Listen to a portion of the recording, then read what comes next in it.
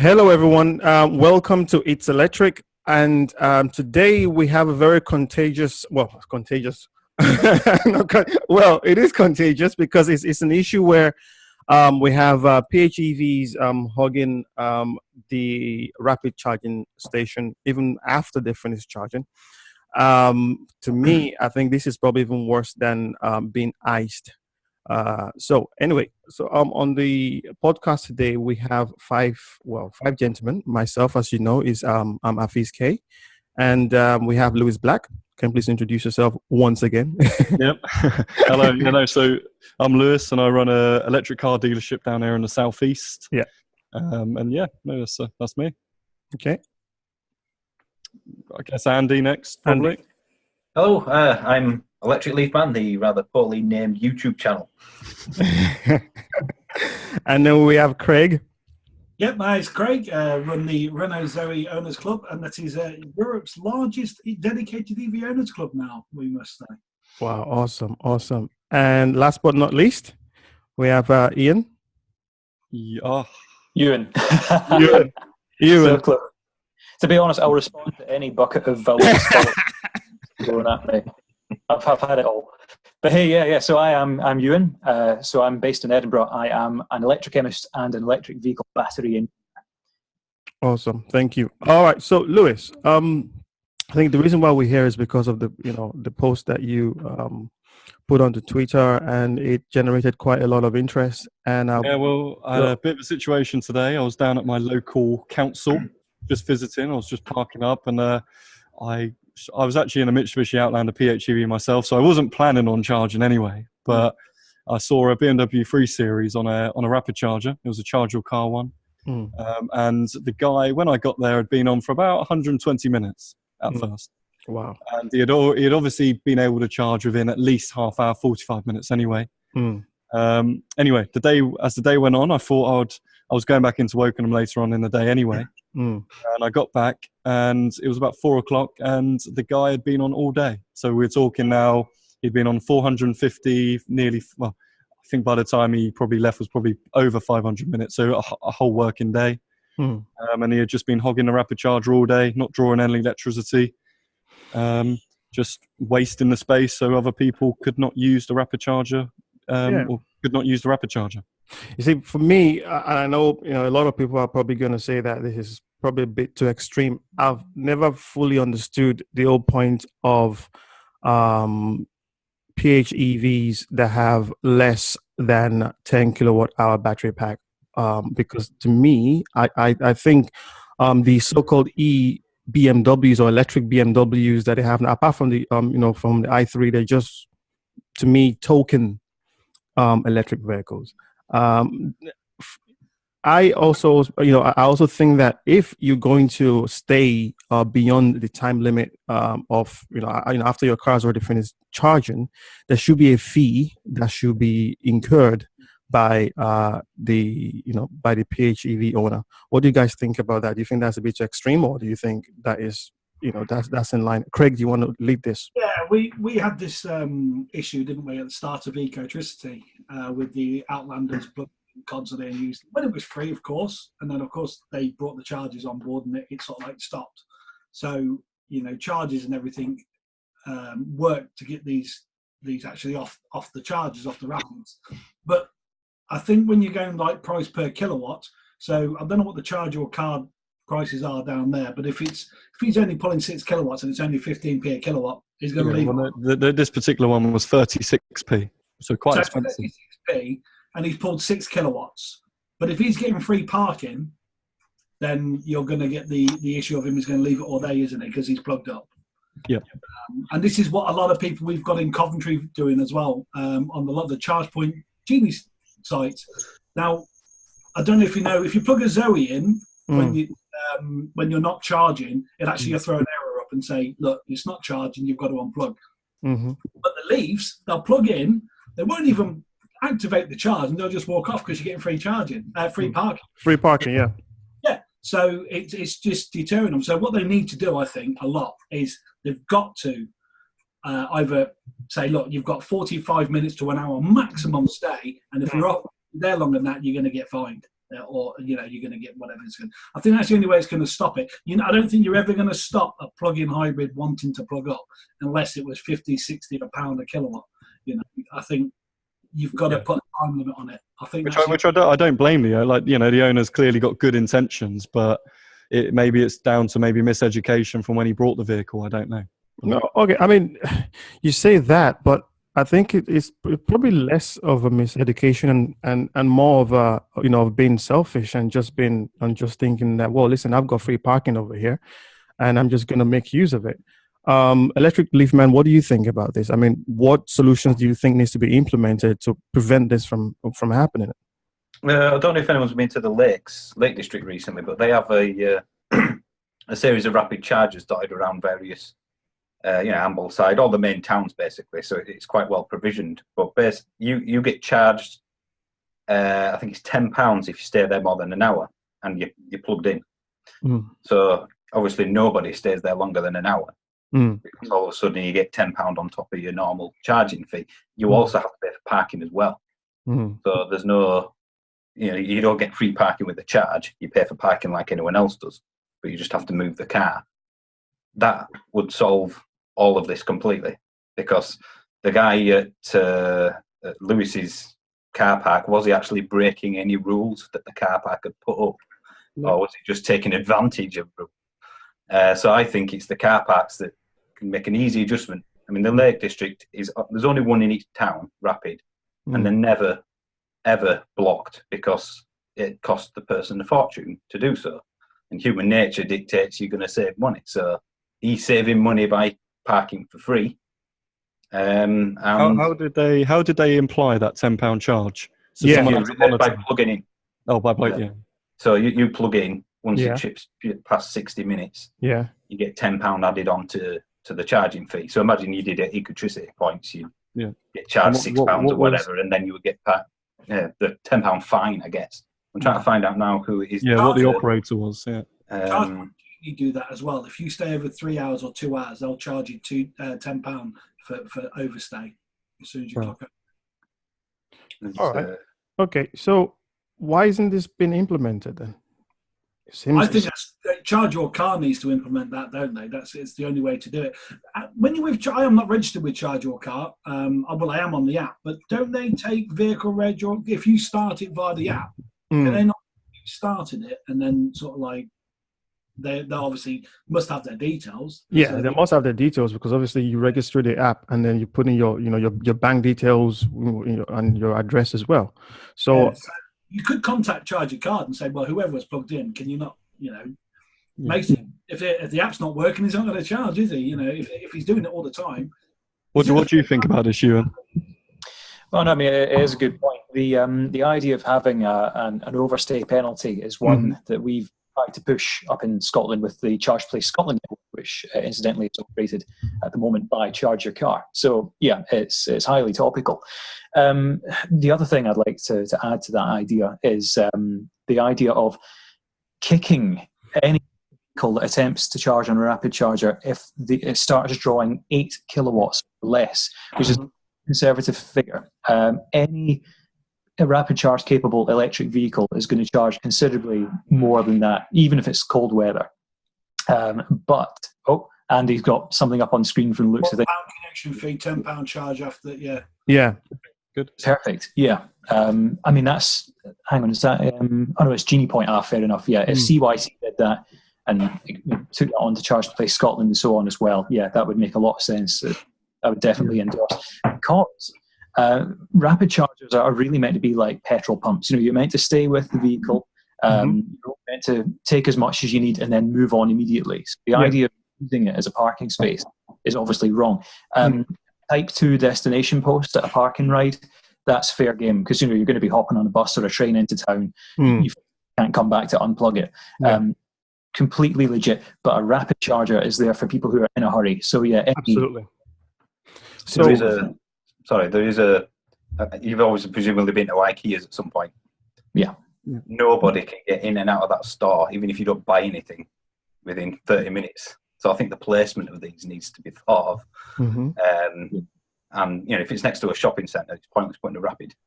because you're not going to be. I also think it's, so you've got the rapid charger companies installing all these rapid chargers all over the UK. But then I think, as Ewan pointed out, they're not installing any subsidiary provisions next to the rapid chargers. But then also in terms of how you would want to pay for a rapid charger, obviously you've got these apps and RFID cards, but then there's no level 2 charge points, which can take a card or a contactless at the moment.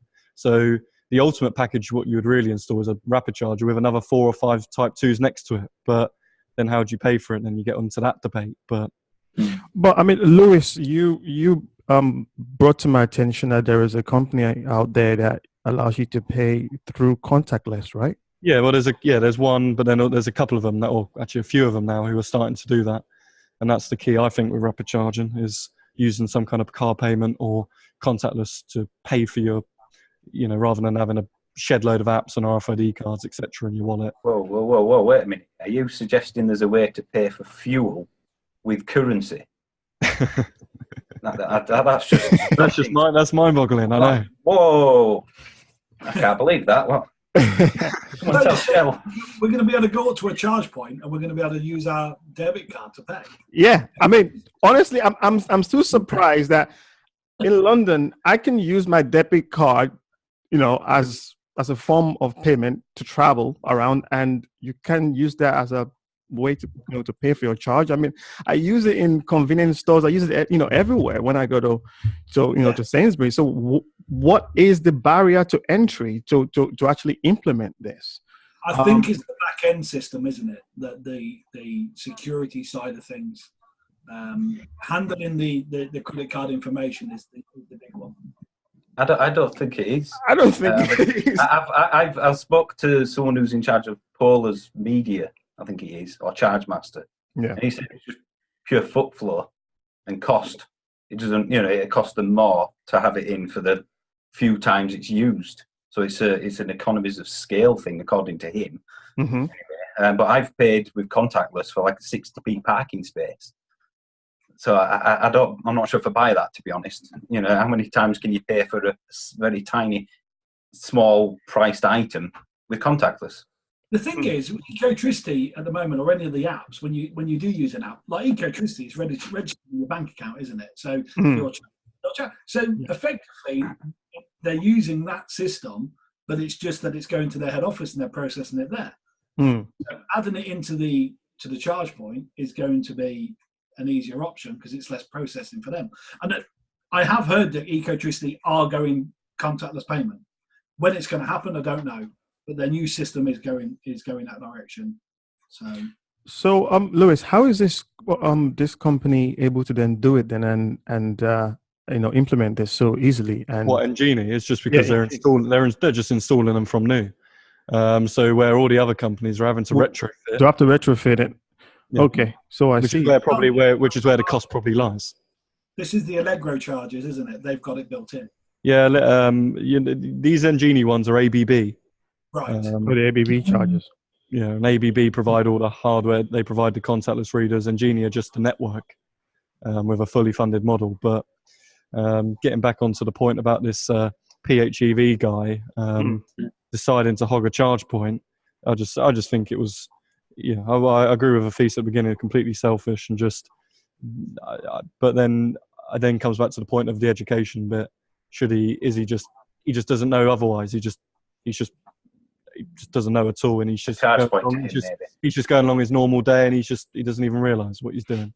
Okay, and I think this probably leads me to my next question, and maybe something that might get Craig a bit riled up. It's regarding, okay, we're talking about PHEVs, and I think that there's probably one or two, quite a lot of charging standards that these charging stations have to have. Obviously, there is a CCS charging standard. There's a CHAdeMO charging standard. There's the AC charging standard that can charge up to 43 kilowatt. And there's a Tesla, charging standard. And also the fifth one I've just learned, there's actually a Chinese charging standard, DC charging standards. And I think over time, I believe that, especially in Europe and everywhere else, CCS, Chadamo, and maybe the Chinese one, just because of the sheer number or the sheer size of the EV market in China, should be the three going forward. I think five is a little bit too much. And if you look at that list, I think maybe the AC charging standard is something that might drop out eventually. Now, Craig, I know that obviously the Renault Zoe uses the AC. Yeah. However, we are currently at 2% of the market adoption of EV. When we start going up to 40, 50%, we do need to consolidate, and we do need to have no more than two, possibly three, or else I think there'll be too much fragmentation in the market. What do you think about the fact that maybe in the future, AC fast charging might be dropped? I might not be supported, which is currently what is kind of the case with, I think you said Autovolt. Is it Autovolt? Instavolt. Instavolt. That's the company. Yeah. Hashtag Instigate. Hashtag Instigate. Yeah. Oh, God. Right. So okay. So Zoe's going to be going CCS. We know that. That's going to be the next Zoe's going CCS. 100%. It's going to have 20 kilowatt AC and the CCS charging. So that's all great. CCS is the future. We know, along with all the other DCs because of the speed. AC is still obviously in a lot of other vehicles, still out on the market. So it still needs to be, it's like dropping petrol and just only selling diesel. We don't need any petrol. We're not making petrol cars no more. So let's not produce petrol. No, we'll just produce diesel. Forget the rest. I can't see the whole units, all these DC units have got AC already going to them. Now, PodPoint have done the perfect one unit. They've built CCS and CHAdeMO and put a Type 2 connector on it that takes 22 kilowatts. And all it is a socket so you can plug into. So you can plug 7 kilowatts, 22, whatever. Perfect for a Zoe. If you're going to ditch it, at least put something for AC. You're already feeding that unit with AC. Now, to add a Type 2 socket, a main pine unit, some cable and a trip, you're probably looking at around about £400 extra cost for that unit. AC is the cheapest option out there to fit at present for all AC posts, the destination chargers, and they cost pennies compared to the Rapids. Now, to add an AC charger, as I spoke to people at PodPoint, it is literally pennies to add one in there, being fed. PodPoint chargers, you can pull 22 kilowatts while still charging on a CCS or a CHAdeMO. Okay, and PodPoint's one can also pull 43 kilowatts while no one else is charging on it.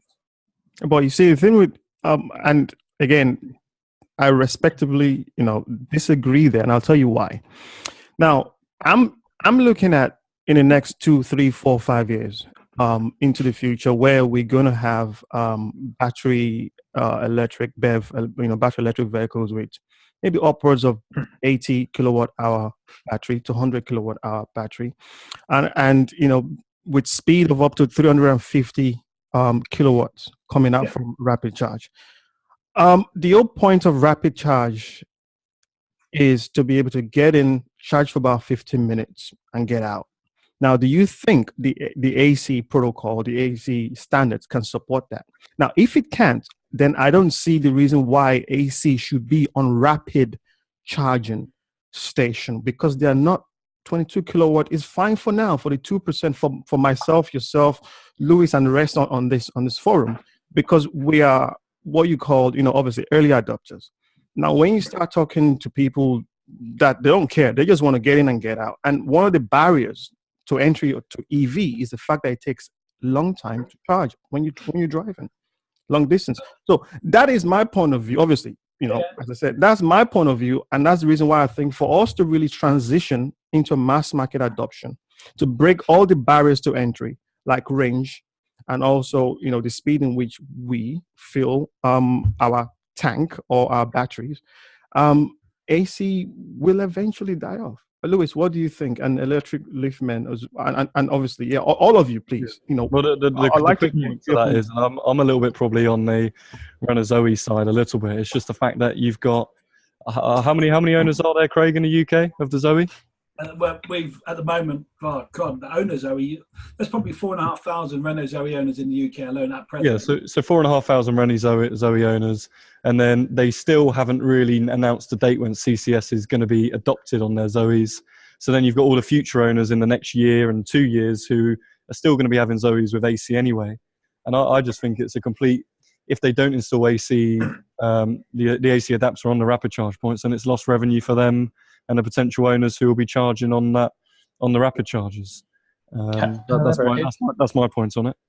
Yeah, it is worth pointing out, however, that the Renault Zoe in its current form can charge on more charge points, more physical posts than any other EV, because there are so many Type 2 posts which will do 22 kilowatt AC, and I believe that the standard Zoe these days only has a 22 kilowatt onboard charger rather than 43 and from the original incarnation, which I think is now an optional extra. There is a reasonable amount of infrastructure there. I mean, that said, obviously we haven't quite reached the stage where we're starting to home in on the winner of a format war. We're still we're still sort of VHS versus Betamax at the moment. We haven't decided the winner yet, but fundamentally the Zoe is quite well catered in terms of number of posts. However, the manner in which those posts are used, you could argue most of these E-Phase Type 2 posts are seen as destination chargers, so there's a chance of them being blocked. Absolutely. In good use, but yeah. Yeah, absolutely. And for me, I'm not saying that AC should be completely phased out. There are still places, that you can use AC, like, again, the destination charging places. However, for us to really move electric vehicles to the masses, I don't think anybody will want to wait to charge for an hour or an hour and a half while they just want to get in, charge for 15 minutes and just go. For example, if you look at the Mission E, the Porsche Mission E, they're aiming for 15 minutes charging from 0 to 250 miles of range. Again, my question is, can AC support this? No. So therefore, AC should probably be the standard for destination charging stations. And for rapid, we just have CCS and Shadamo only. And yes, the thing, what you've got to remember, I mean, I travelled obviously across Europe with Jan. We travelled 1,000 miles in 32 hours to Austria, non-stop. Every charger we went to was a triple head Allegro. Every charger in Europe we went to had AC. And every person that we speak to, now you've got the BMW i3 that can charge at 11 kilowatts. You've got the Tesla at 11. Some of them can still charge at 22, the older style. The big benefit that we found, obviously, when we were out on doing that journey, I think we came across 4 chargers where the DC side was dead, but the AC side was still working. Now, that means any of your vehicles that you drive that take AC can still charge off that as an emergency for an hour. Because it's so simple and so cheap to fit, I can't see there being an issue to carry on fitting it. Because Instavolt have come across with these chargers that are dedicated for America and the Australian market, and they've just literally brought these over and said, this is what we're going to use. Now, you go to ChargePoint, ChargeMaster, EcoTrist, Point, all them, they're all still fitting AC on every. ChargeMaster's brand new little Ultra units have got AC on them. You're feeding it with AC, so there's no issue. There should be no issues to hang another cable off that or put a socket on there and just say it's there if you need to use it, and just carry on just as an emergency, because you're going to one day pull up in your car that needs a CCS charger or a DC charger, and it's going to be down, and that AC is going to be working, and you're going to be going, well, at least I can get another 10 miles in half an hour here just to get into the next. You know what? You say that, but I've done road trips around Europe in Teslas, and I've done road trips. I've done a road trip around the Middle East in Teslas, and I've never come across a Tesla charging station that is down. Is the problem the fact of the matter that the companies that are making these charging stations are just not good at making them? Because driven from London to Paris to Turin to all the way to Berlin as well, and I've never had a Tesla, supercharging station down. So instead of maybe saying, well, let's keep the AC just for emergency, is the problem really with the manufacturers? I'd say there's a lot. AC is far less reliable on the electricity network than the Chademo ones, and because there's typically only one at a site, that makes it quite uneasy I think, for any Zoe owner. And am I right in thinking that not all Zoes can rapid charge? They can all charge, obviously, 22 kilowatts, but obviously... as in rapid-ish. Yeah, no, Rapid-ish. you've got to have the Q model, like the Q210 or the Q90, which is now is an extra cost. The reason why it's an extra cost, Renault they are dropping the Q motor. You're not going to be able to, because you're going to have the CCS charging. So you're not going to need it, but you're still going to be keeping the 22 kilowatt AC, which is going to be a bonus. Like I say, we know that AC charging is going to be stopped in the Zoe, as in rapid charging, and it's going to go DC. But it's the people that have still got them. Like I said, you're not going to stop feeding petrol just because they only sell diesels, or you're not going to stop doing diesels just because they only sell petrol cars now. The government there are millions and stop selling diesel fuel. That's what you've got to look at. They're not going to, are they? There's millions of people buying petrol, though. I think that's the problem. It's the numbers game. It's a business point of view. I don't think they should stop doing AC. And I'm just reading Instavolt's is it their article on it, and why it was their attempt at explaining why they're taking a DC only approach. And basically the two things that I kind of side map was their EV roadmap after speaking to loads of manufacturers, and the fact is they don't want redundant assets on the ground. And that's what Andy just said. It's the numbers game. That's purely what it comes down to. But to me, I don't see why it would be a redundant asset to just install AC anyway. I don't. Like I said, it only has to have a socket. It doesn't. So in terms of maintenance, well, it depends if AC is reliable, which majority of the time it is. So it's not too redundant, and they're not. They wouldn't be if they did install it. They wouldn't. Well, if they did install it, they wouldn't be losing out, because they would still get chargers or the owners charging at their stations with Renault Zoes anyway. So I don't see how it would be a redundant asset as such. Is it a production line thing? Yeah, maybe. Maybe. Well, that's it. But it's VGA. It's VGA and HDMI. At some point, they've got to phase it out. Yeah, they do. Because even Renault have agreed it's going. It's just catering for however many numbers of people have these cars. And I don't think any charger that's around going anywhere for a while. They seem to have a decent shelf life. I guess then the numbers game bit. So obviously 4,500 Renault Zoe owners here in the UK. Not all can rapid charge though, so there's probably less than that.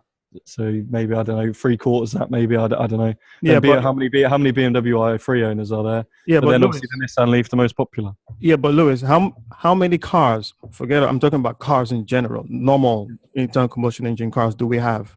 Because those are the numbers that we should be thinking of. We shouldn't be thinking about 4,000. I think EVs now should be thought of as not just it's not just for people like me and you that are thinking, oh well, we're just starting out. I think we need to start thinking bigger, think higher, think. But I can understand your argument, but what's the issue with putting a Type 2 socket on the system that's able to pull 22 kilowatts? You don't need to put the cables on there. It's not looking any different. But then we had that issue today where that guy decided to pull up in his 3 Series and just hog the rapid for 8 to 10 hours, however long he's there. Exactly. So then you do need to install provisions next to it, so people like that are not. Exactly. I think that could. I've had that happen with a rapid, like a Leaf charging on a rapid, and then you come back 4 hours later and he's still there. I think PHEV owners get a bad rep because they're charged so slowly.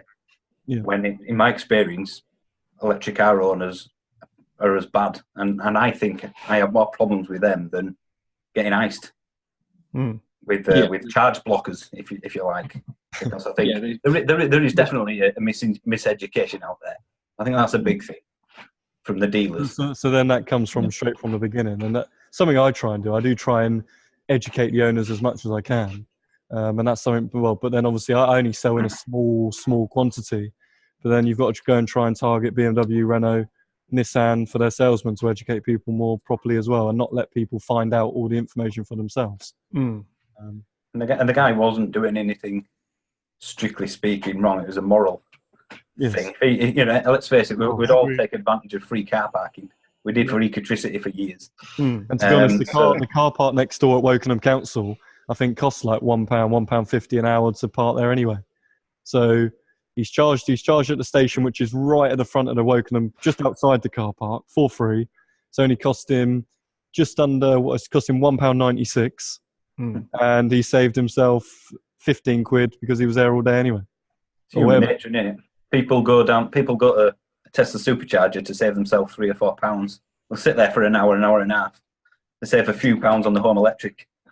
Yeah, I mean, Tesla are now charging for overstaying now, isn't it?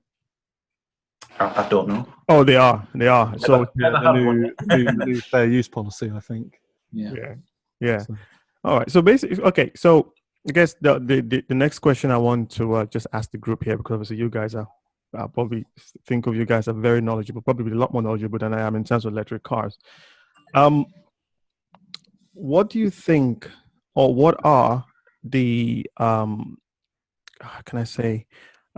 what are the things or the architecture or the foundation that needs to be in place for electric vehicle to be mass adopted?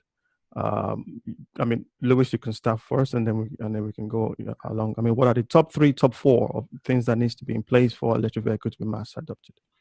I think we discussed this briefly Saturday, but the main thing was infrastructure. Was definitely the main point. Tesla obviously approving it in that order. Or no, what was the 3 things that we talked about Saturday? It was infrastructure. What else? Range. I think we spoke about range, didn't we? So battery size, infrastructure, and cost, wasn't it? I think. But in what order do you think that needs to be? I thought infrastructure was number 1 by miles. Okay. But then the point that I kind of challenged that was people, to be honest, the majority of them charge at home 99% of the time anyway. So yes, infrastructure is good, but then people do need to realise all your charging comes from home anyway. If you have off-road parking. If you have off-road parking. Good point. Then it came onto the whole on-street solution and how they try and solve that. And I think I mentioned the point the other day is if you have an on-street solution like Ubertricity, for example, like Ubertricity built into the lamppost, then how many lampposts are you going to need to serve the whole street, which is full of electric cars? And I don't know about you, but most of my lampposts, in fact, every lamppost that I ever drive past is next to the house, not next to the road. Yes. So you can't use them anyway. So then if they're all full down a street... I think there is a solution to that. Is there? Yeah, cable gully. And is that an allowed solution? Well, I know that Oxford are currently doing quite a lot of on-street electric vehicle trials, and this is something that could be done with a lamppost, but they were doing it with a conventional wall box, and then they were actually digging a covered gully into the pavement, which you would then run your cable along, and then you would flip the little metal lid shut, so it would avoid any trip hazards. And that was, they're currently trialing that at the moment. It seems to be quite successful.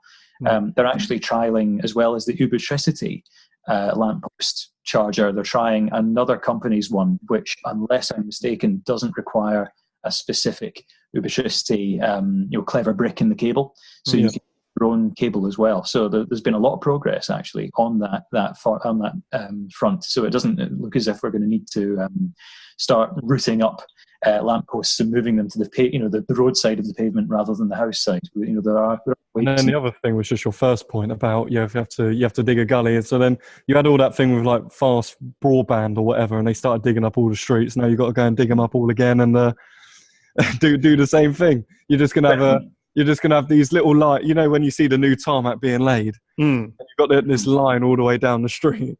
Then you're it's gonna be like a little maze, or it's gonna be like a little snake thing going up the street again. So that's clearly not the most cost-effective solution, where Ubertricity have been doing so well and been such a hit with the London councils. But Lewis, in that order, you mentioned cost, you mentioned range, and you mentioned infrastructure. If you put them in order and just go through. Well, I would have said infrastructure, range, then cost, in my opinion. I don't think range is going to be the big issue, is it? It's going to, like I say, infrastructure definitely. Range isn't going to be a massive. They get the charging speeds, like they said they're going to do. We're going to get 3 kilowatt charging. Then you're not going to worry about having 150 mile range. You're going to bung in 10 minutes later, you'll be fully charged again. You're going to be gone. You'll be gone. Exactly. Agreed. I could have a 100 mile range Zoe. If I can charge that in 5 minutes, I don't care how many. Exactly. I don't care. Absolutely. I agree. I'm going to be gone again. I'll stay with my 100 mile range Zoe. Obviously, we're all quite well educated here. We understand electric cars and whatever, but I get owners coming to me. Yeah. And the 2 biggest things they come into me about is the range and the infrastructure. It's the thing that I have to explain every single day and it could be to an absolute, like they don't even know what like a lithium-ion battery is, for example. Yeah, but the thing is, do they need to know? And I think we need to be very careful here, because among us here, we know about kilowatt hour and all that, jargons of electric cars. To make electric car mass market, we need to keep it simple, right? They don't need to know about that. So for me, sorry to jump in front of you, Electric Leaf Man, but if I was to go with, in terms of order, I would say cost first. All right. To me, the cost needs to come down, so that I think with the range, we already have the range. I don't drive more than 30, 40 miles a day. And I know that on average, electric cars have got about 125 miles now on average, the normal ones out there. So I'll go for cost. I'll go for infrastructure, and then I'll go for range, in that order. Because if you really can prove that the cost, if you can lay down the cost benefit analysis to the average Joe and say, listen, you do understand that to put petrol in your car and to go 100 miles, it will cost you about 25 pounds or 30 pounds. But the same equivalent 100 pounds will cost you 5 pounds or 6 pounds on an electric car. They will go for electric car, because most people really don't care about the environment. The average Joe, they probably don't care about CO2 emission. They just want to be able to save money. So that's my order: cost first. And I think coming from being a Zoe owner and buying a Zoe purely because of the cost factor of it as it was, I think the cost is a big key factor, especially now. We see it now. People coming on saying, "Oh, I buy a Zoe. I don't want to pay for the lease battery." Then you buy a Zoe I model. Okay, it's another 4 or 5 grand more, and they're like, "Well, that's 16,000, 17,000 pound," and they're like, "Ooh," and you go, "Hang on, that's still cheap. Go and buy a Fiesta. A Fiesta's 17 grand." And then, they don't see that. Then they say, "Well, I've got to then change my lifestyle because I can't go and drive 250 miles to go and see my nan down in Bournemouth." Yeah, well, you can always get a train, can you? What? Make sure it's electric. You can always get a train. What? A train? You need to come up north more often. You don't have a train. Our trains literally stop at 11 o'clock at night, and that's it. Oh, wow. What do you mean, wow? No. Sorry, because I'm in London, so we're a bit spoiled away. So, all right, next person. Electric Leaf Man. I'm just going by order. Yeah, well, I would say that costs is for me is a relative thing. Yep. I'll use my parents. They live in a flat. They've got a parking bay, but it's nowhere near the flat. Doesn't matter how cheap that car is, they can't have an electric car. Mm. So it has to be infrastructure. Mm-hmm. Because if you can't charge the car at home, you have to rely on infrastructure. Even if someone's going to give you a car for free, it's a pointless thing.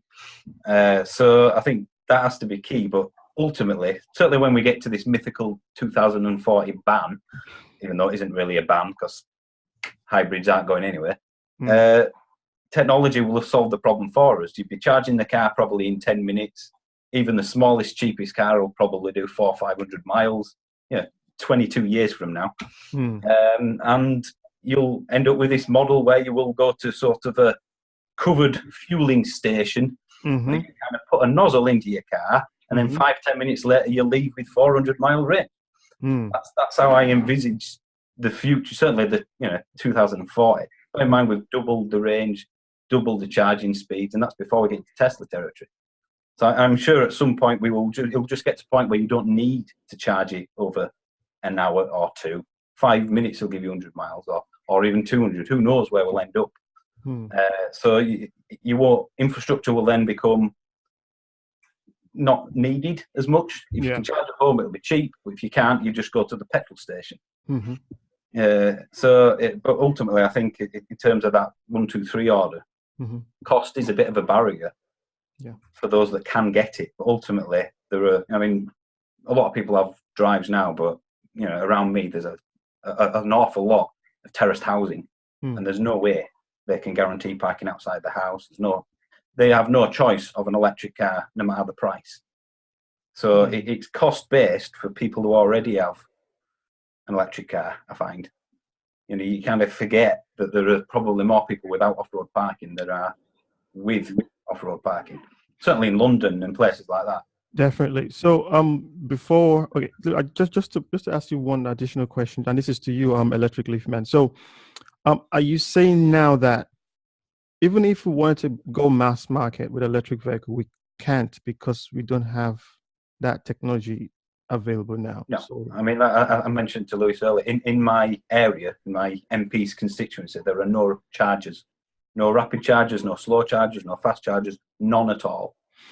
If you take London out of your mind, there's a couple of cities, Nottingham and Scotland are doing well, and Manchester aren't too bad, but ultimately, it's not an option. In where my mum and dad live in Clacton, there's now 2 chargers sites. One's Asda, and one's a single point in a car park. Neither are open 24/7. Neither you can guarantee getting to. And I've said openly on my channel many times, I would not have an electric car right now if I didn't have off-road parking. It's a bit like Milton Keynes, isn't it? There's none there. There is literally nothing around. And many places. Wales is a bit of a black spot for many people, certainly Rapids. Yep. And, no matter how many times you can say I can do a 300-mile journey, and I've proven that many times over, it is an inconvenience. There is it's cheaper, but it takes me longer. So there's always this balance. I'll be going down to pick mum and dad up in a few weeks. I won't be taking the Leaf because I don't have the time. I'd love to save money. That's what I do. I'm from Yorkshire. I want to save money. But ultimately, you have to, people's time, I think, they prioritise that over other stuff. And they just discount electric cars straight out of it. So at the moment, I would say, no, you can't run an electric car. If you take your house out of the equation, would you be able to run an electric car in your area? Anyone, really? Not really, no. I don't think you can. Any time I speak to anyone that wants to buy an electric car, it is a complete and utter, at the moment, lifestyle change. It is 100% a lifestyle change. You've got to change the way you want to. You can't get to your holiday destination in 2 hours anymore. You've got to take 4 hours. It's a steady drive. But it's, if you've got a young family, so it's good because you spend time with them and, you get to enjoy it a bit more. And it does change the way you drive. You don't see anyone electric car unless it's a Tesla P85 or 100D driving like a No, but the one thing, when people come to me to buy their cars, they see it as a compromise, but I'm so surprised they're so willing to change. There's a point where they're actually, they so want to get into an electric car, it's actually just not a barrier. They really want to get into one. And then they start, but then I do have to take them back to ground and say, look, well, you need to know about this, you need to know about that. But then even after all that thinking, they still really want to get into an EV. And if we can just solve all the other little issues that we're talking about, then it would make my job 10 times easier. Destination charging. I think that's where it's at. We've got if you could charge at your work, if everywhere you worked, where the car sat for 8 hours, doing nothing, that solved the problem. If every car park you went to, restaurant, supermarket, place of work, council car park, if they all had even just 7 kilowatt chargers, the problem would disappear because everywhere you visited, every shop you visited, I think we touched on this when we started. Destination charging is what is needed. Yes. You've got to fill the cities with destination charging. Otherwise, you're not going to get the people coming in. You're not going to be. And like you say, you go shopping 2 hours, you're charged 7 kilowatts. You're going to charge most cars in 3 hours. You're going to because you're never going to arrive flat. No, exactly. No. So it'd be interesting to see how places like Norway, where they've got 40-50% adoption of their cars at the moment being all EV, be interesting to see how they're coping with it. That would be that would need more research, but I think they have a lot of car parks with a lot of charges. It's fairly obvious. It'd be interesting to see how they've ramped up, especially when they're now at the 40-50% level. Yeah, I'm sure there was a story. Yeah, go on.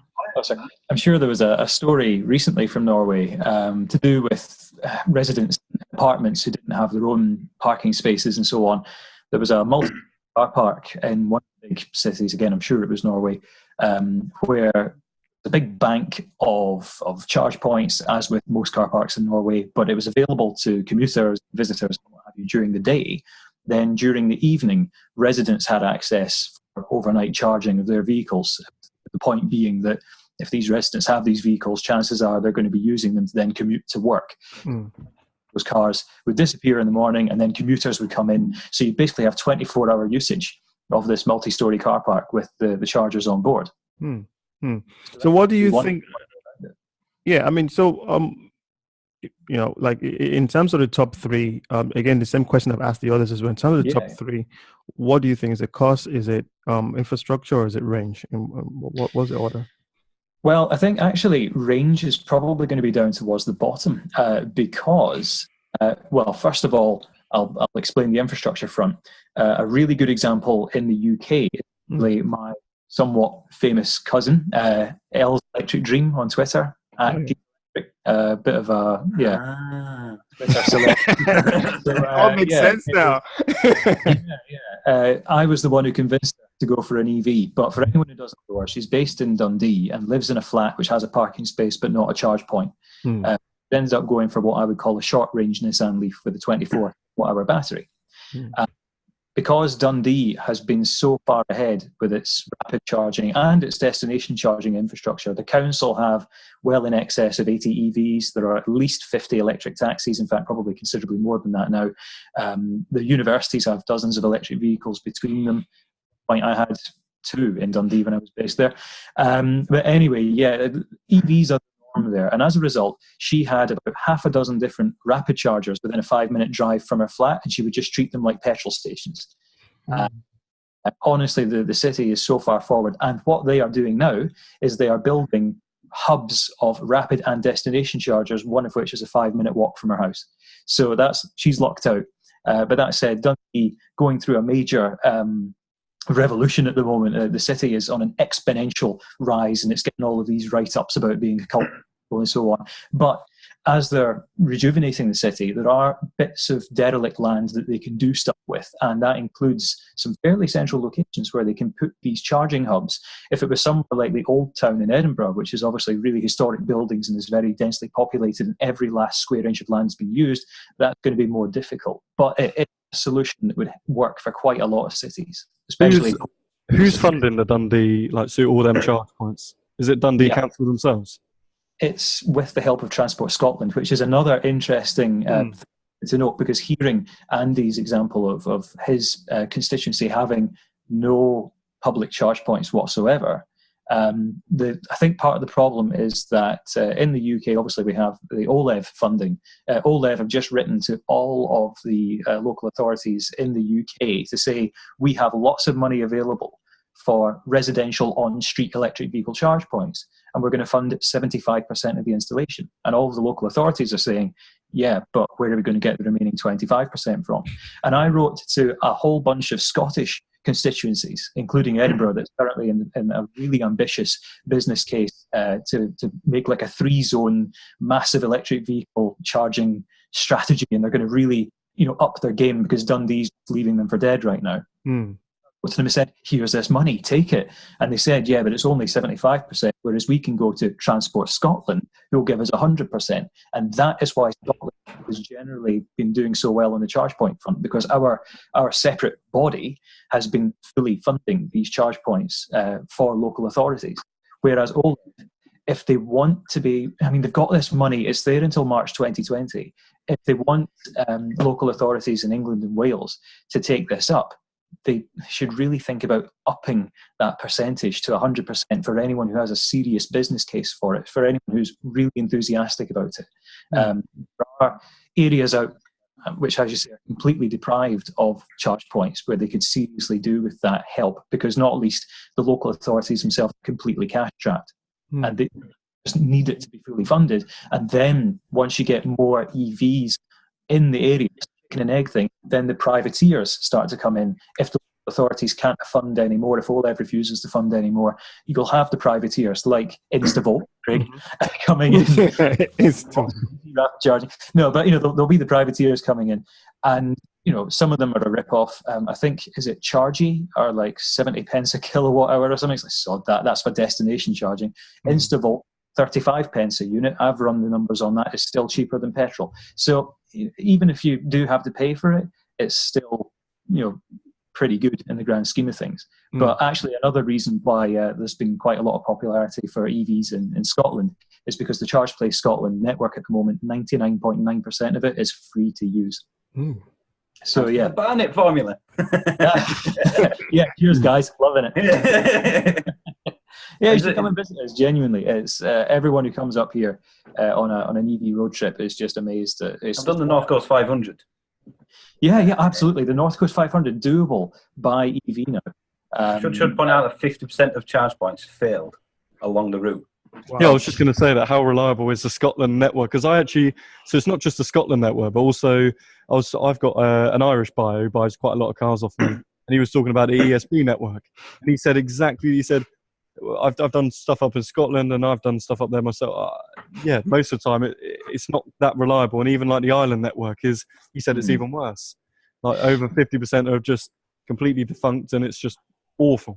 So do you think maybe we need to, well, not we, but do you think maybe there needs to be some sort of governance and some sort of SLAs that needs to be put in place for these private companies that are running this network?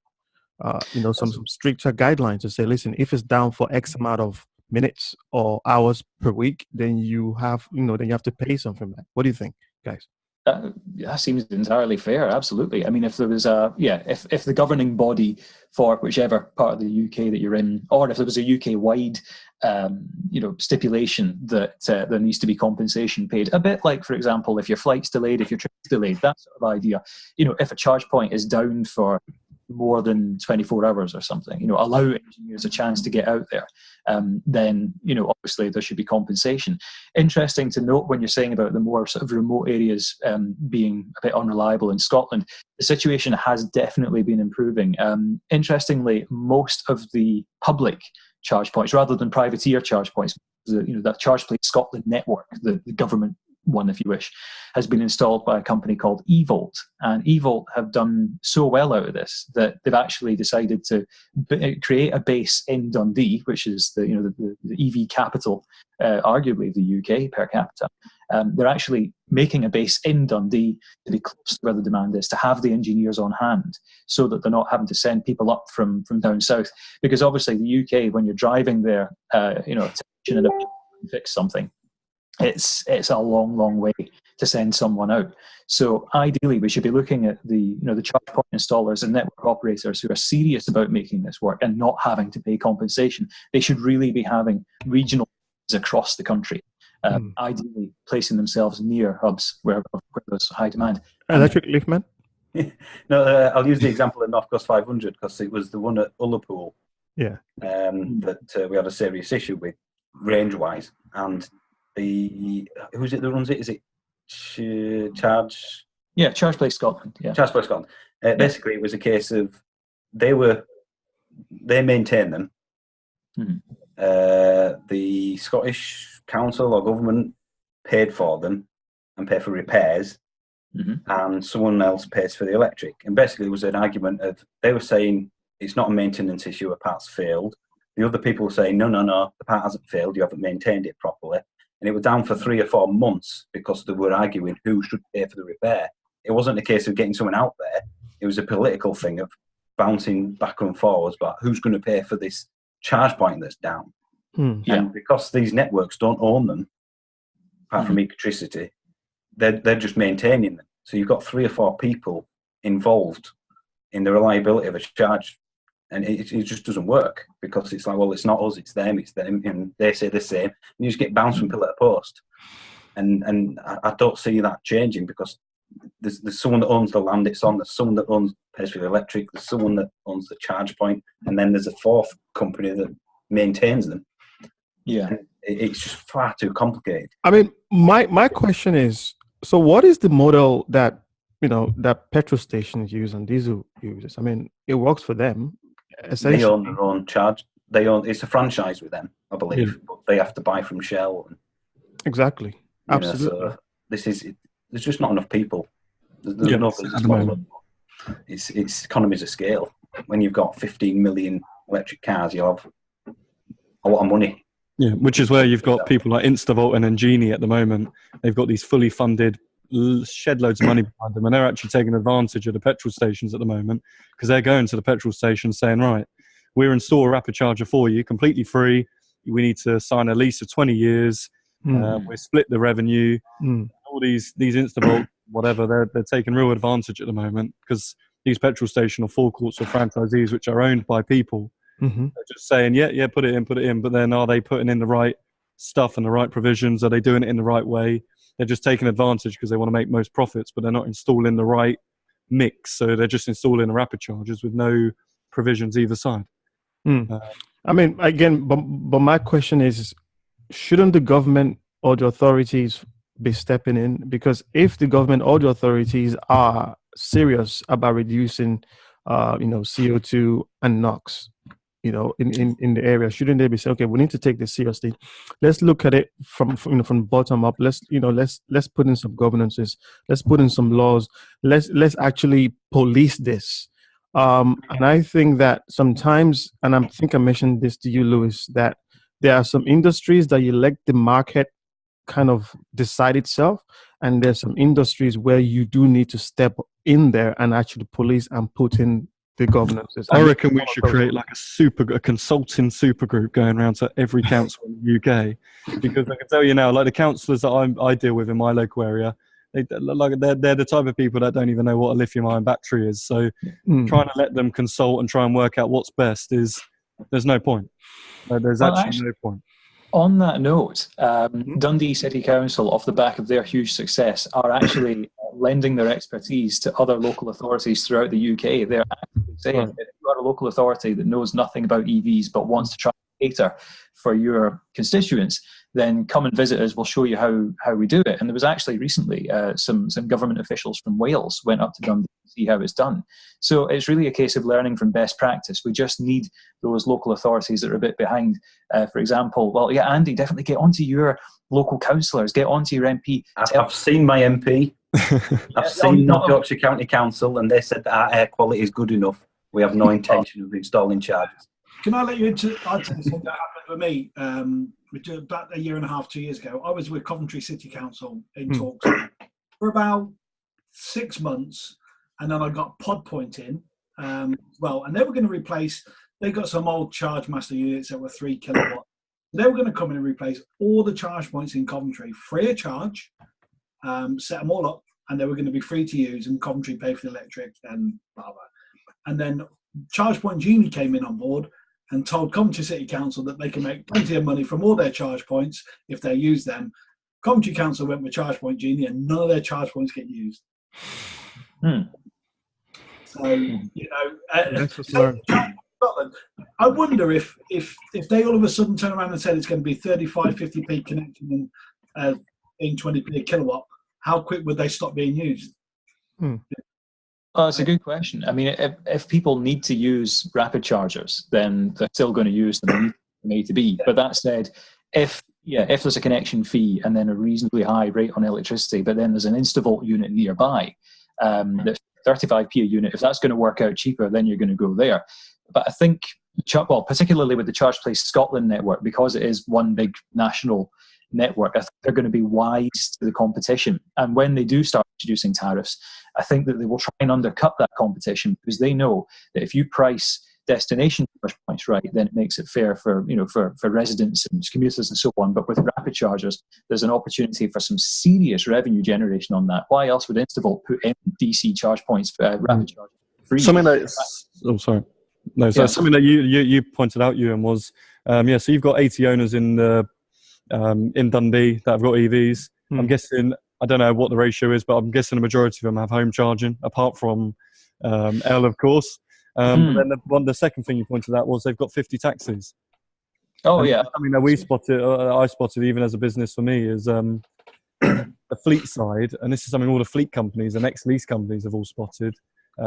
You've got 50 EV taxis going around your city, and they're going to be using them pretty much all the time. So that's why there's such a large revenue stream there, where lots of cities, or even the local towns, all the taxis are all just normal hybrid or petrol taxis. So I think there's going to need a lot of development from the fleet side to really make a big business cause for rapid chargers in cities, which is what Dundee's figured out, because you've got 50 Nissan Leafs or whatever going around, and they all need to charge once or twice a day. So it makes a lot of sense. Yeah. A lot of taxi ranks have their own rapid chargers I've spoken to. Yeah, they do. They've actually funded their own rapid charger. Yeah. It's the case of that. Is it C&C down in Cornwall? But there's only one rapid charge network that's actually started to be profitable in certain areas, in Europe, and that's Fastned, I believe. Oh yeah, Yeah. Fastnet. Have you seen? You've seen their charging prices? They're quite expensive. Quite high, isn't it? Yeah. So I wouldn't mind paying that, because I always think a sustainable business model is better than a fragmented or none at all. Absolutely. Because I get the feeling that half these charge networks are just there and designed to be bought out. Absolutely. In a time. Yeah. They're not there to they're not putting, there is a few, but they're not putting real effort into it to get the best service. They just want to get the best. They're just trying to build their network as big as they can, and then they sell it on in 5 years' time. It's a 5-year plan, and that's okay. You know what? I'll be a little bit controversial here. Do you guys have any idea of, or do you have names of such network that you think might be doing this? Chargemaster. Oh.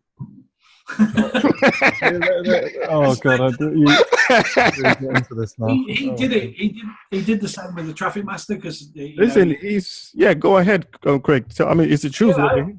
Yeah. This is Chargemaster. I believe he's building a plan to for his, to get himself on his yacht and be away with it. I don't think he's in it for any other reason than to make serious money from it and sell it on.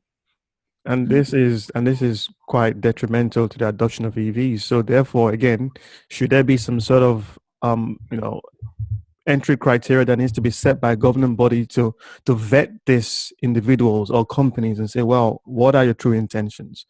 And if you can, maintain this network for maybe 10 years, are you in it for the long run? Then maybe that can deter, again, people like, companies like Chargemaster, from getting into this space. I don't think you can do that, because it's a free market, though. You see, that's the problem, though, and that's why I said like there are some industries where I believe free market doesn't work. If you really want the industry, like the EV adoption to grow, and you're really concerned about the environment and so on and so forth, you need to step in there and say, listen, we're going to set the rules.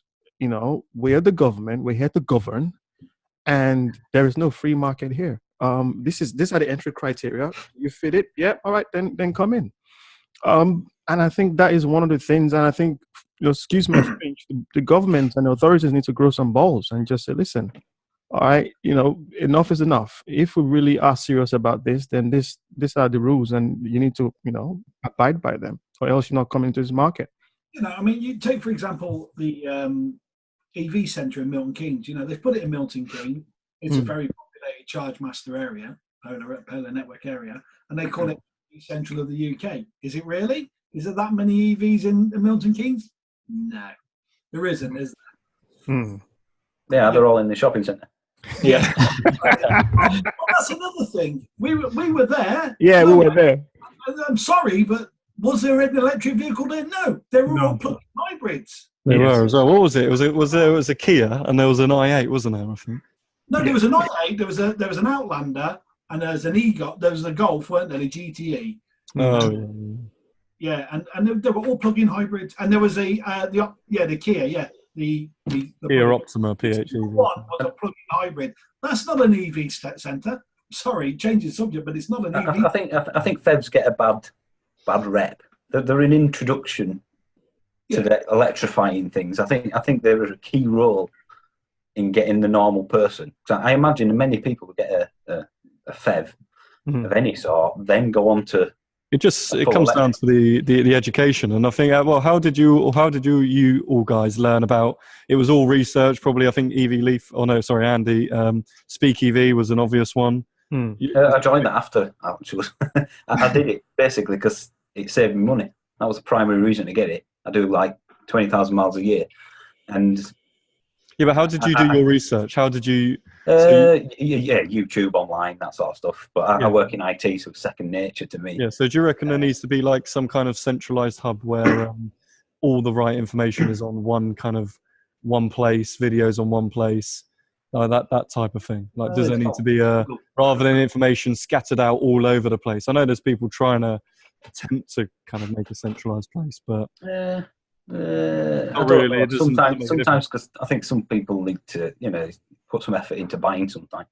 Yeah, they do. Some people walk into the first dealership and buy a car, and there's a lot of people like that. I mean, have you noticed there's a bit of a bloke fest going on here right now? And I guarantee there are wives involved in all of us 5 who don't take the electric car out. Well, not me.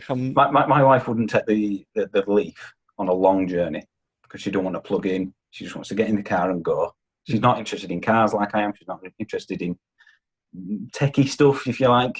She wants to get in and go. And I think the majority of the population just want an A to B thing.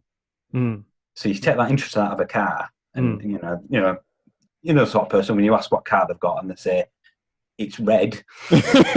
You know, that's the sort of person you've got to appeal to. And I think the only way you can do that is if they know someone on their street that's got one and gets introduced that way, or if they have a hybrid maybe that goes, oh, actually this might work for us, or just maybe that EV experience centre, which ultimately probably won't last that long, I don't think, because it's a car centre. Eventually, when every car's a hybrid, I'm not sure what it'll be doing in. You know, it's a natural thing, because if everyone bought an electric car right now, it won't work. There won't be enough around, there won't be enough charge points. I think you need a steady curve. We don't want a mass adoption immediately, because it'll just cripple itself.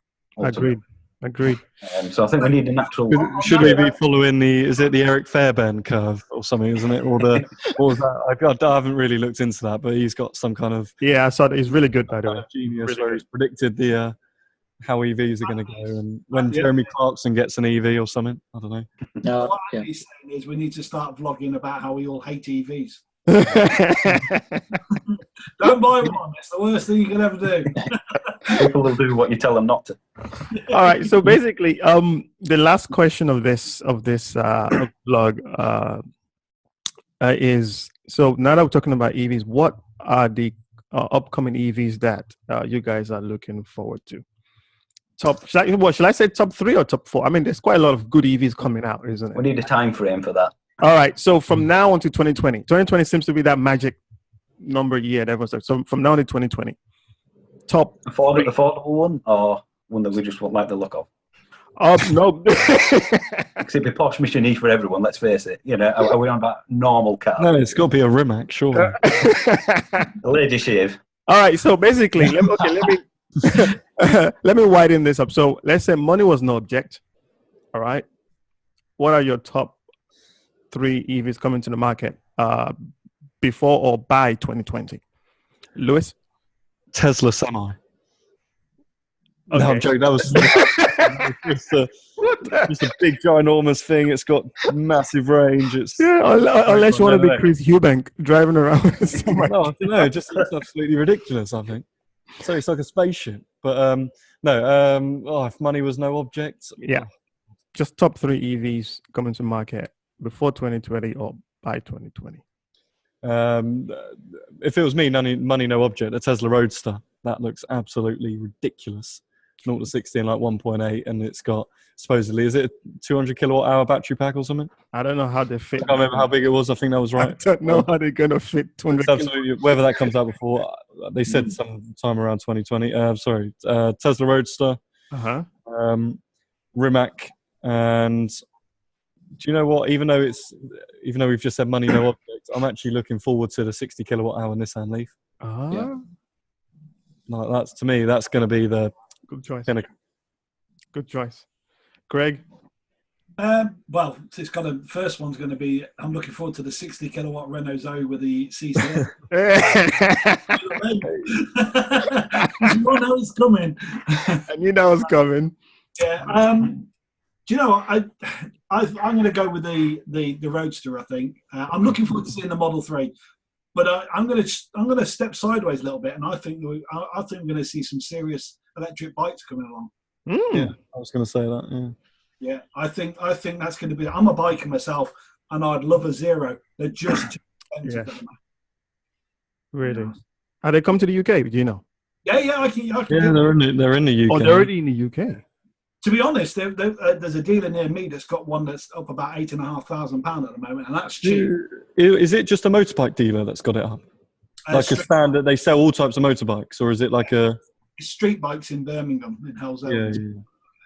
They're the only dealers. Now, I've rode one, and it was phenomenal. Phenomenal. But obviously there's not much top speed on them, but I think electric bikes, motorbikes are going to start coming through now, I think, because the Zeros have done a really good job of it. It rides well. You can only do 70 mile an hour in this country, though, so top speed's there. Yeah, it doesn't really matter, does it? No, It's still good. Absolutely. It's trying to backtrack right now. You know, but what about the drag strips? You know, you can take them. Yeah, at least it's legal. I was doing it legally. All right, so I've got a 10-mile private land strip out the back here. all right, so at least that's good. Wow, that's big. So and who wants to go first? Ewan or electric Leaf Man? Ewan. Yeah, might as well. Top three. Even if money was no object, the Tesla Model 3 looks really interesting from the write-ups it's had so far. So there've been really high-profile Tesla Model S owners who've now taken delivery of their Model 3 and have straight on Twitter and said, you know what, I genuinely prefer my Model 3, and it just feels better built.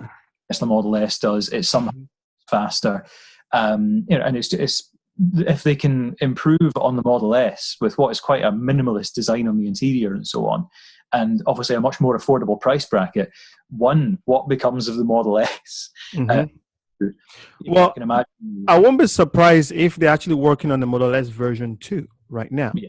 And the problem, and I think this is what companies like VW and Daimler are not realizing. They are benchmarking their next electric cars on the current Model S, whereas Tesla is now thinking about something. Obviously, you can tell they're probably working on version 2 Model S. So yeah, I think Tesla, to me, they do have their faults, but I definitely respect them. Yeah, sorry, go on. Yeah, it's quite all right.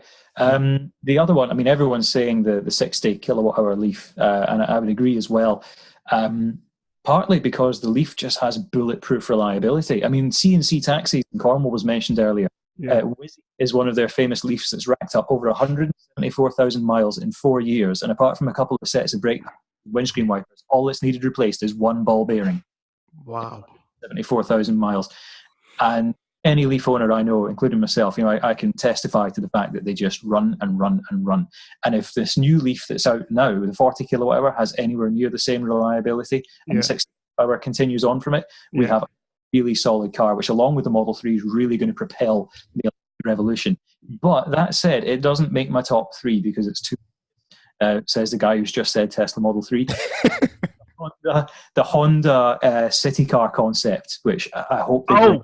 I think I've seen that. There's actually two designs, isn't it? There's one that is a city car, and then one is like a little small sports car version. Indeed. Oh yes, I forgot about that. The city car one just looks fantastic. It's a futuristic thing. And as someone who owns a Mark I Honda Insight that looks like something out of the Jetsons, I like the sort of when you get retro and future together. I'm really looking forward to seeing that and giving it a go at some point.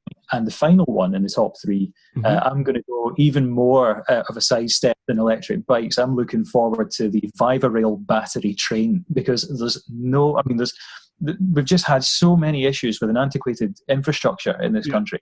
And so often ministers will say, oh, we're going to electrify this line, and then they cancel it. Look at what's happened with the Great Western line into Wales from London. So Vivarail, I don't know if you're familiar with what they've done, but they've taken some old London Underground stock, and the original plan was to strip all of the DC electric guts out of it and replace it with diesel engines. But then someone came up with the clever idea of sticking some batteries in it, and they've now Robert Llewellyn did. Yes, fully charged. Yeah, so he took it for a spin. I mean, that one, obviously the prototype, they've spent a lot more effort on the diesel one, because I think you see inside the diesel one, but the battery one still looks like it was from the 1960s London Underground. But once they get that up and running, I mean, that's a game changer, because it's one of the easiest ways to decarbonize an infrastructure which, until now there was no alternative to diesel on non-electric routes. And we're talking about diesel engines that are probably, in quite a lot of trains that we've got at the moment, are probably upwards of 25, 30 years old. And I mean, if we're struggling with Euro 6 emission standards in cars, just imagine how bad the NOx emissions and particulate matter is on stuff like that. That's true.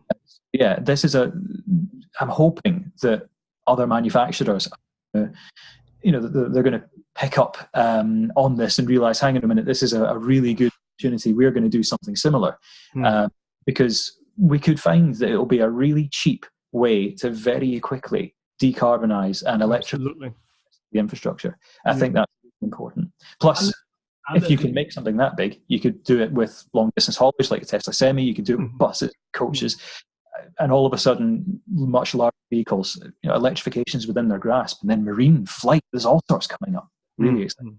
You've got plenty of roof space on a train as well for some solar panels.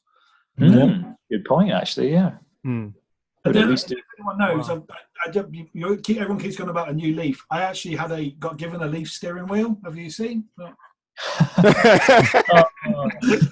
Come on, there isn't that much buttons on it. There is. Wow! Someone just explain to the viewers what just happened, because they're hearing this in podcast form, not in video form. Yeah, he put his keyboard on the screen. So. There's a definite button fetish going on with the new. There's a lot of button fetish, definitely. So, electric Leaf man, your top 3 electric vehicles, rather. Should I say electric vehicles? I don't electric cars anymore. Now I'm going to stick with cars because I've always been a car nut. I consider myself even now a petrol head, or a motorhead, as I think it's called now, because you like both. For me, the Mission E Porsche, because it should be. I mean, it's a Porsche, so it's going to be done right.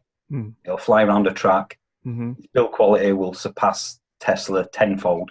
Because that's one thing. When I took a Model S up to Scotland, the interior seriously let it down. Where did you get that Tesla from? Because the Tesla that I rented it basically from White Car, and the car's phenomenal. But ultimately, the interior, and it's an early car, so fair enough. But for me, the Porsche Mission E will be the first poster car that people want on the walls.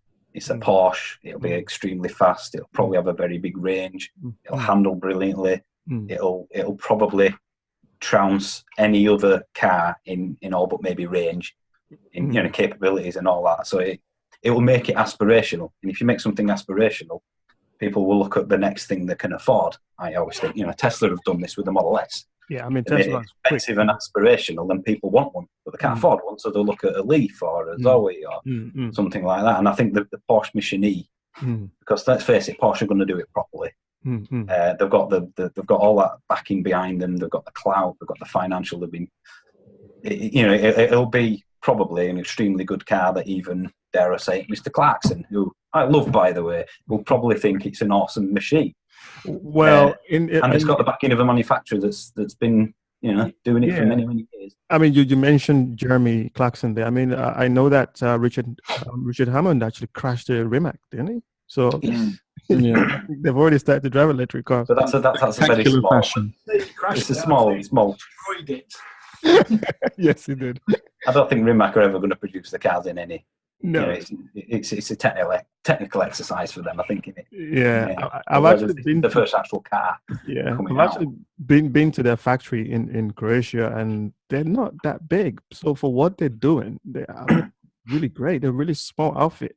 Yeah, and the hype as well that they've built. Yeah, the hype that they've built as well, I think, is great. Thanks to Mr. Hammond, probably, as well. Yeah. Wait, what did Andy say? So starting off with, he was on number 1. That was his number 1, yeah. Yeah. Well, I think that when you start getting an electric car on a kid's wall, I think that's when you can say it's probably arrived. So I think that for me is the one I'm looking forward to the most, along with the I-Pace, because it's a normal car that's electric. I know it's not a normal Jag, but it's a Jaguar to a person walking down the street. Yeah. So that for me is a key way. It's still expensive and premium. But it's going to be expensive, a face. I know you keep telling me that. Yeah, you're going to be 60 grand upwards, aren't you? But it's going to be a Jaguar, a normal manufacturer that's doing a proper electric car. Its interior will be superb. It will drive brilliantly. It'll probably be reliable because there's not to go wrong on the things. And it's a recognised brand. People still think of Tesla as a Tesla. It's still kind of out there. The Leaf isn't in the numbers yet. No electric car is. Whereas when all the manufacturers start churning them out, it will become ordinary. It's getting that way now, I guess. But I think the I-Pace is another.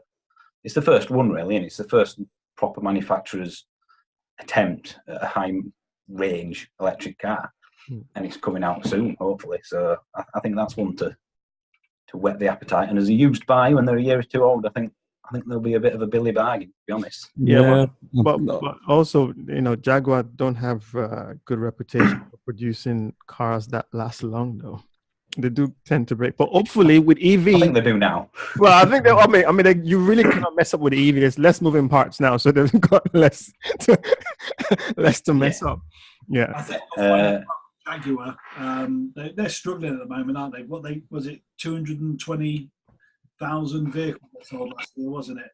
Well, that's good for Jaguar, I believe. I think it was something like, is it 200 or so? I think it's more than 600,000 over 5 years, where all the other German brands have sold 8 million over 5 years or something like that.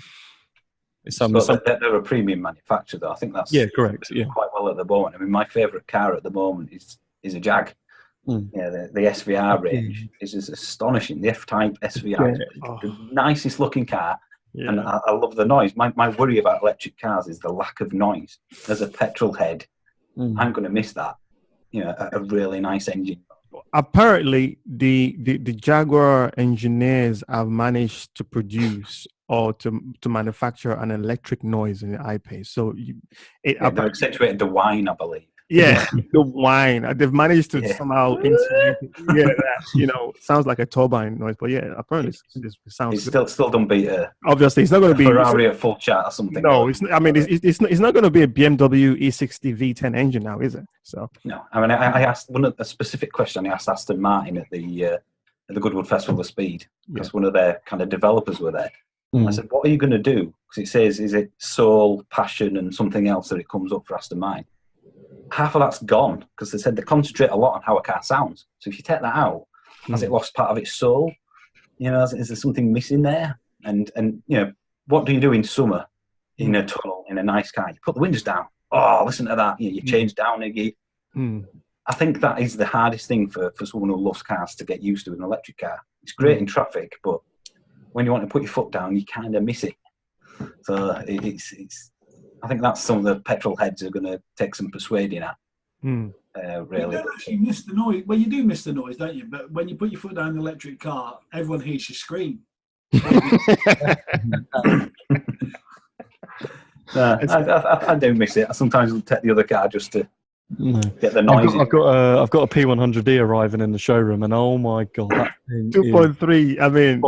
I've driven that thing so many times. Bonkers. It is crazy. I absolutely shat myself when we went in it, and it was just it's almost too scary. So with that Roadster at 1.8 seconds. But I think at the moment though, if someone said, "I'll give you a car," for a week, to drive to I don't know, Geneva for the sake of it. Yeah, I know. Any kind of like like a supercar if you want. It wouldn't be electric for me at the moment because it's not special enough. It's missing that, but maybe it's just me. Maybe it's the petrol head talking again. So what you're saying is you'd rather drive a Ferrari across to Geneva than not the Rimac? Is that what you're saying? Yes, because A, I'll get there, and B, it's not special enough yet. I think a Ferrari, a Porsche. If someone said, "I'm paying the fuel, I'm paying the car," which one do you want? I think probably everyone here would pick something that isn't electric at the moment, because even a Tesla. Is astonishingly quick, but it's not a Ferrari. It's not. That's why I'm so excited about the Mission E, because if that's going to be a Porsche in electric form, it's going to be epic. Then you've got the other people as well that are converting, like the Zombie as well in America, the Mustang. You've got all these cars, people converting these historic cars into something pretty awesome. Yes, they haven't got the noise and nothing. That's part of a Mustang, though, isn't it? The noise. Yeah. But look at that Zombie. It is absolutely impressive. I'll tell you a little project. And everything. I'll tell you a project we're working on. I've got a chap over in Barbados who he's built a Westfield, but it's like he's done an electric Westfield. Right. And honestly, that thing is ridiculous. So he runs it in a drag racing series out in Barbados and won it by a long shot. But we're hoping to build one just in time. Well, I don't think we'll get it done in time, but they're building a Westfield, a kit car Westfield, maybe just for the fully charged show. We're not sure yet, but The thing is like ridiculous. It's just going to be crazy. There is one available now, actually. Because in a few weeks we're going to test the E-Rod. I don't know if you've heard of it. Yeah. It's basically an electric kind of caterer. You can even buy it as a kit car and put it together yourself. So I think there are stuff for pairing now in that sort of form. If you want to hear. So if you want to drive across Europe in a Porsche, what about, have you seen that the guy who converted the Porsche? Would you drive across Europe in that? Still a Porsche. If I had the option of a normal Porsche and that. A Porsche GT3, especially Exactly. You just mention a few of those and you think, I'm sorry, but that's truly special. You know what? But before I add more to this, do you want to say your last one, and I'll probably just stick with the Model 3 because I think it will be a relative game changer in what it brings for the relative affordability of it, I suppose. 54,000. It makes electric cars cooler. Yeah, I think, and more affordable, yet still expensive. It's still quite expensive. Now, you mentioned, earlier about choosing that you will probably choose a Porsche GT3 or something else rather than an electric car. I think there's, a lot of people that are in the electric world might think, why are you even on this show if you still like internal combustion engine cars? I think I totally agree with you. I think that electric cars and internal combustion engine cars can still coexist. I'm not saying, exactly, like Porsche 918. Exactly. So what, and I guess what we're saying here is for doing or for performing mundane tasks like going to Sainsbury's, going to pick up the kids. You don't need a V8 for that, but for special occasion, for driving around Europe, if you want to, yes, please. The idea of promoting electric vehicles on It's Electric is not to say is electric or not, or nothing else. To say, just want more adoption of electric vehicles. I mean, just because a GT3 out electric, I might pick that. You might, but it's got to be a GT. It's got to be comparable. There's nothing to compare. Yeah, most supercars out there with an electric version yet. Yeah, but then the electric market is still growing, and I believe that the more we get more petrol heads into electric cars, they're going to come up with new and wonderful ways of making them more fun. So I'm last on the list. So my top three electric vehicles now. First one for me is the I-Pace. I've been looking forward to this car for a long time. Again, for the same reason that electric Leaf Man has given. It's Jaguar. It's a proper car maker that is making a car, and the car does look good, especially in red. The fit and finish looks really good. One of the things or one of the drawbacks of Tesla sometimes the one that I race costs, I think about upwards about 130,000 pounds, 140,000 pounds, the P100D Ludicrous that we raced at Santaport. But the fit and finish is nowhere even close to my i3. Sometimes I look at my i3 and I think it actually has a better fit and finish than a Tesla. So the Porsche Panamera, sorry. Exactly. You see the difference. Exactly. I've been in that as well, and that's just leaps and bounds above that. So that's why my first one is the I-Pace. The second one, yes, is the Mission E. The current Tesla now can do 0 to 60 in 2.3 seconds. The Mission E will probably do in about 3.2, maybe 3.1. But in terms of drivability, in terms of handling, going around the track, not overheating. Now Teslas do overheat when they go around the track. The Tesla Model S cannot do a complete, finish one circle without overheating. So, yeah, I will go for the Porsche because you just tell that Porsche is built around the track and they will produce a proper track car, not just a 0 to 60 mile car. And the last but not least, after hearing you, Craig, mention the motorbike, I also, I've got a Vespa as well, and I do like motorbikes. So definitely the Zero, if they can bring that to the UK. At least, you confirmed that they're actually in the UK, right? They are in the UK. Yeah. To me, I really want that because we talk about electric cars all the time, but with electric bikes, what you solve is not just CO2 reduction, but also congestion as well. So we're not just about cars, we're also about electric vehicles. So those three for me, in that order. Increases donor organ donations as well. Oh, God. No way. You didn't just say that, did you? Well, anyway, I just like to thank you guys for coming onto the show. Definitely going to have all of you back, maybe as individual guests. Anyway, I there's quite a lot of viewpoints over here, or else we'll have gone on for another 2 more hours. So I just like to say thank you guys for listening to It's Electric, and until next time, take care. Bye bye. Yay! You stop recording.